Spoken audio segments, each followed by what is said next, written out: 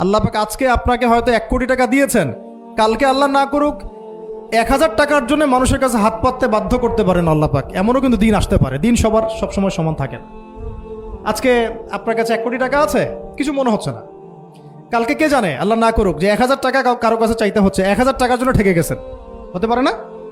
তো রিজিককে মানুষ তাজিম না করলে রিজিক দূরে চলে যায়। দুটো বিষয় খেয়াল রাখবেন, দুটো বিষয়। এক হচ্ছে মাঝে মাঝে মনের মধ্যে কিছু আমল করার ইচ্ছা আসে না? মনে হলো যে আচ্ছা একটু 10টা আয়াত পড়ি, মনে আসে না? মাঝে মাঝে এমন মনে হয় না? ওই সময় এই যে মনের মধ্যে যে এই ইরাদাটা জাগ্রত হওয়া, এটাকে আমরা বলি ওয়ারিদ। অন্য ভাষায় আপনি বলতে পারেন মেহমান। কি বলতে পারেন? এটা আল্লাহর পক্ষ থেকে আপনার কলবের মধ্যে মেহমান হিসেবে এসেছে। এখন আপনি যদি আমলটা করেন, সেই মেহমান বারবার আপনার কলবে আসবে। যদি আপনি ওই সময় আমলটা না করেন, মেহমান চলে যাবে, মেহমান অসম্মানিত হলে পরে আর আসবে না।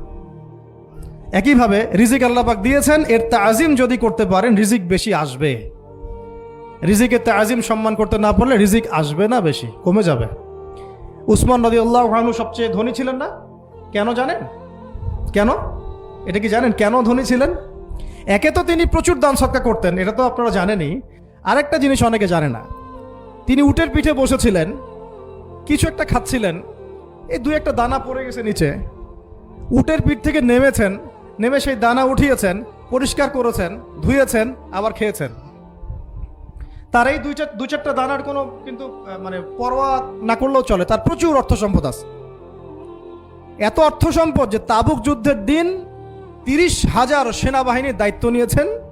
30,000 সেনাবাহিনীর দায়িত্ব নিয়েছেন। সেনাবাহিনী যাবে, থাকবে, খাবে, তাঁবু টাঙাবে, সব দায়িত্ব তার। 30,000 সেনাবাহিনীর দায়িত্ব নেওয়া কি চারটাখানি কথা? তো এই সাহাবী এই কয়েকটা খাবারের দানা উঠিয়ে খেলেন। নবী সাল্লাল্লাহু আলাইহি ওয়াসাল্লাম বলেছিলেন যে তোমাকে আল্লাহ পাক রিজিক বাড়িয়ে দিবেন না কেন? তুমি রিজিকের যে তাজিম, যে সম্মান তুমি করো, এর বদৌলতে আল্লাহ পাক তোমাকে বেহিসাব রিজিক দিবেন। দুইটা বিষয় খেয়াল রাখবো। আমলের মেহমান হৃদয়ের মধ্যে আসলে তাকে ফিরায় না দেওয়া, তাহলে সেই মেহমান কিন্তু আর আসবে না। মেহমানকে মূল্যায়ন করলে মেহমান বারবার আসবেন ইনশাআল্লাহ। আর রিজিকের তাজিম না করলে রিজিক কিন্তু আপনার ঘরে বেশি বেশি আসবে না। এমনি তো হারামের যুগ, এমনি সুদের যুগ, এমনি ঘুষের যুগ। অলমোস্ট এভরি ফ্যামিলি সুদখোর এখন, অলমোস্ট এভরি ফ্যামিলি। মেয়েরা স্পেশালি যারা শাশুড়ি টাইপের, আপনারা মাইন্ড করেন না, তাদের সাইকোলজি যে এতই নিচে নেমে গেছে এখন যে আমার মেয়ে জাহান্নামে যায় যাক। হ্যাঁ, আমার মেয়ে জাহান্নামে যায় যাক, সমস্যা নাই, দুনিয়াতে সে যেন ভালো থাকে। এটা কেন বললাম?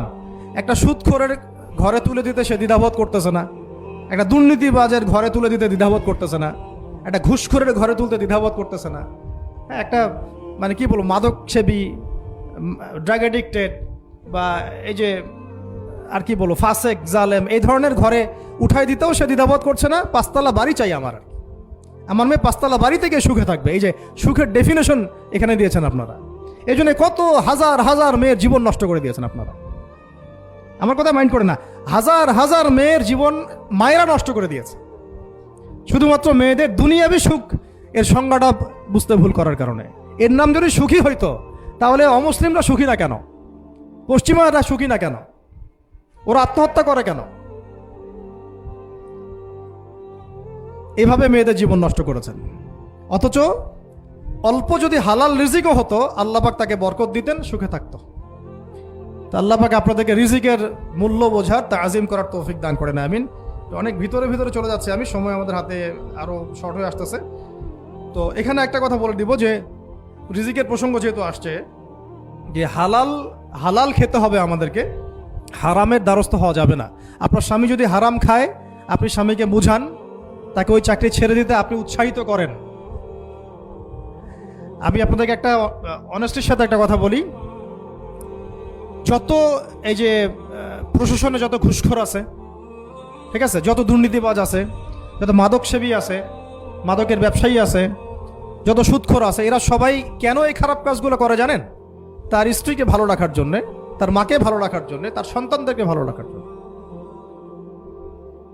তাহলে স্ত্রী হিসেবে, সন্তান হিসেবে, মেয়ে হিসেবে আপনি বলবেন যে আমাদের এইসব ভালোর দরকার নাই আব্বু। হে আমার প্রিয় স্বামী, আমার এসব ভালোর দরকার নাই। হে আমার ছেলে, আমার এসব ভালোর দরকার নাই, তুই হালাল পথে থাক, ওইখানে তুই আমাকে ডাল ভাত খাওয়া, আমি খুশি আছি। এইভাবে আপনারা তাদেরকে মোটিভেট করেন, দেখবেন সমাজে হারাম কমে গেছে ইনশাআল্লাহ। আর হারাম খাওয়া এই ছেলে মেয়েগুলোও কিন্তু মানুষ হবে না।